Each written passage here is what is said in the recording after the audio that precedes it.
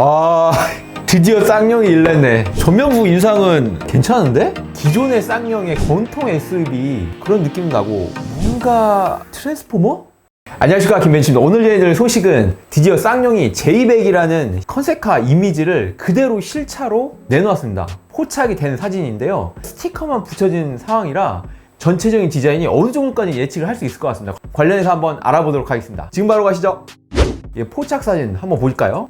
전면부 인상 어떤가요? 여러분 생각하시기에 생각보다 잘 나왔어요. 차량의 사이즈도 너무 소형이 아닌 약간 중형 SUV 정도로 나오고요. 어떻게 보면은 전면부 인상이 허머 그런 느낌 나고요. 그럼 일단 이 차량의 포지셔닝을 한번 알아보겠습니다. 쌍용에서는 현재 티볼리 에워, 코란도, 그리고 렉스턴 이렇게 4개의 SUV 라인업을 가지고 있는데요. 렉스턴 스포츠와 렉스턴 칸이 있죠. 그런데 코란도와 렉스턴 중간 정도의 중형 SUV로 포지셔닝을 할 것으로 예상이 되고요. 왜냐하면 전체적인 사이즈가 사진에서 포착된 게 그렇습니다. 실차기 때문에 그렇습니다. 최근에 나온 스포티지도 전장을 20cm 가까이, 휠 베이스도 10cm 가까이 늘려줬잖아요. 그래서 그렇게 나온 것처럼 이렇게 산타페와 주니어 SUV를 둘 다 경쟁 모델로 보고서 이렇게 타겟팅을 한 것으로 예측이 되어진 부분입니다. 다음 보시면은 가차님이 예상도를 이제 만드셨어요. 이 예상도는 예전에 컨셉카 나왔었거든요. 그때 기준으로 한 거라 조금은 다를 수가 있습니다. 실차 모델하고. 전체적인 느낌만 한번 보시면 될 것 같고요. 헤드램프는 이쪽에 하나가 들어갈 것 같습니다. DRL이 이쪽에 들어가고요. 이 DRL이 방향지시등 역할도 할 수도 있을 것 같은데 아직까지는 정확한 정보는 포착되지는 않았습니다. 그리고 이러한 예상도도 있고요. 오프로드 상당히 멋있네요. 해외에서도 카스쿠프라는 사이트가 있는데 거기에서 한번 예상도를 이렇게 나타냈고요. 그리고 이런 픽업도 이렇게 예상도를 그려봤습니다. 네, 그리고 다음으로는 디자인 분석을 한번 해볼 건데 몇 가지 단서를 제공하는데 같이 한번 알아보도록 하겠습니다.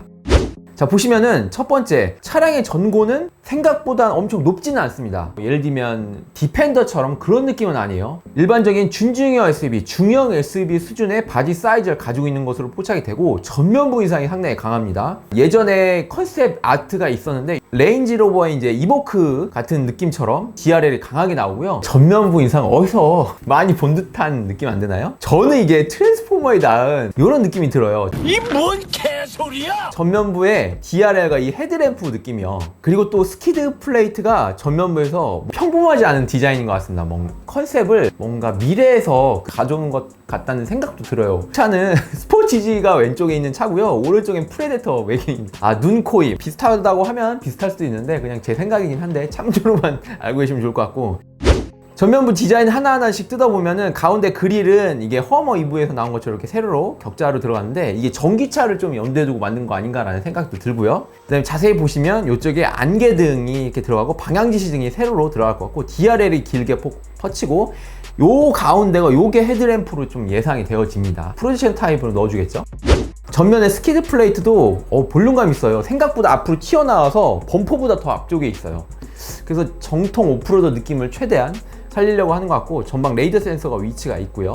전체적인 바디에 금형이 이미 나와서 거리에서도 포착이 될 것으로 예상이 될 부분입니다. 그리고 사진 보시면은 최저지상고가 생각보다 높지가 않습니다. 이런 차들이 요즘 많이 나오는데 예를 들면 아이오닉 5 EV6가 최저지상고가 높지 않거든요. 왜 그러면 배터리 높이를 최대한 확보하기 위해서 그런 건데, 이런 부분의 배경으로 볼 때 아마도 이 차가 파생전기차를 염두에 두고 만든 거 아닌가라는 그런 생각도 듭니다. 휠하우스가 좀 더 각져 있어요. 지프, 레니게이드 이런 느낌도 났고, 휠하치가 이런 식으로 각져 있죠. 그 다음에 허머 EV도 이렇게 각져 있습니다.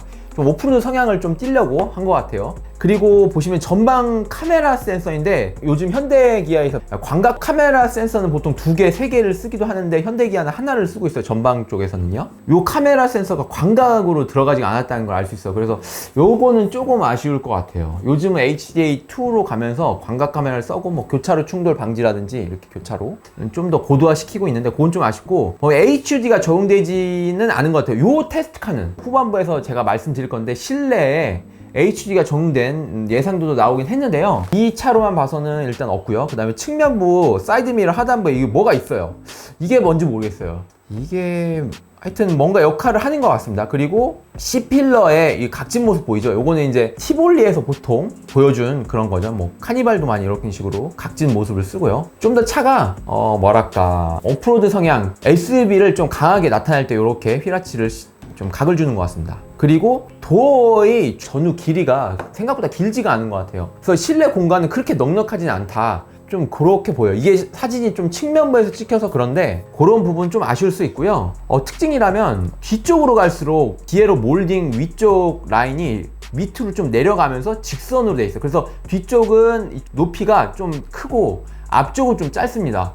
지금까지 이런 디에로 라인을 가진 거가 그렇게 많지 않았던 것 같은데 좀 특이해요. 생각보다 차량의 측면부 캐릭터를 좀 강하게 가져가는 것 같습니다. 그리고 뒤쪽도 트레일러가 있어요. 이 쌍용의 이제 회사 엠블럼이 써여 있는데 요거 봐서는 테스트 어느 정도 이루어졌을 것으로 보여지고 큐산도 이런 식으로 많이 테스트를 해오고 있죠. 이렇게 어느 정도 개발은 진행이 되어 있다라고 확인할 수 있습니다. 그리고 자율주행 데이터 공유 센터라고 있습니다. 근처에 세워져 있다는 거는 분명 여기하고 관련된 직원이 계속 협업을 해서 데이터를 쌓아가고 있고 테스트하고 있다는 걸로 좀 보여지는데, 자율주행 데이터 공유 센터 어떤 정보를 담고 있는 것 같아요. 그만큼 쌍용도 자율주행 관련해서 여러 가지 지금 테스트를 하고 있다라고 보여지는 부분입니다. 자, 그러면 실내에 어떻게 나올지 한번 알아보도록 하겠습니다. 자, 요즘 컨셉이 이렇게 나옵니다. 이제 두 개의 디스플레이로 클러스터와 센터 모니터, 내비게이션이 분할된 걸로 이렇게 나오는 게 벤츠 C클래스 사진입니다. 보시면 이제 S클래스도 이렇게 비슷하게 나오고 있어요. 내비게이션을 터치하기 쉽도록 인체공학적으로 가깝게 위치하고 경사져 있죠. 투싼 모습이고요. 이건 투싼 중국향 모델인데 이런 식으로 컨셉이 하나 있고요. 그 다음에 요거는 BMW X7의 페이스리프트 모델인데 실내가 이렇게 듀얼 디스플레이 클러스터와 내비게이션 화면이 이렇게 이어진 컨셉으로 나와 있죠. 요게 이제 EV6 또는 스포티지 KA처럼 이렇게 가져가는 것 같아요.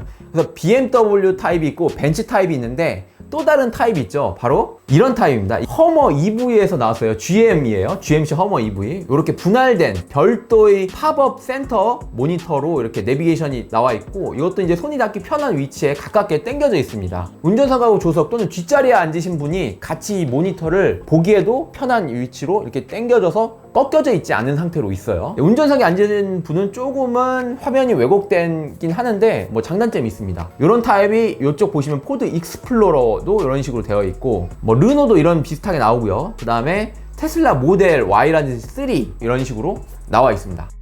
자, 그런데 요게 사진이 한 장이 포착이 되었어요. 예상도로 해외에서 나온 건데 뉴카스 스쿠프로 되어 있어요. 듀얼 디스플레이가 마치 EV6 스포츠에 나온 것과 같이 비슷하게 되어 있죠. 어떻게 보면 이렇게 진짜 나올지 모르겠어요. 이제 HUD도 있고, 그런데 조금은 아쉬운 게 몇 가지가 보이긴 해요. 실제로는 이렇게 나오지 않고 이게 예상도니까 여러 가지 이제 개선점도 있을 수 있을 것 같습니다. 나름 디자인은 괜찮을 것 같기도 한데, 현재 뷰티풀 코란도가 이렇게 나와 있습니다. 근데 요거는 이제 분할된 타입으로 15대에 같이 일체화된 요 내비게이션을 가지고 있거든요. 화면 사이즈도 그렇게 크진 않고요. 그래서 이제 요 사이즈가 좀 더 커져서 파노라믹 커브드 디스플레이 실제로 어떻게 나올지 한번 궁금한 부분입니다.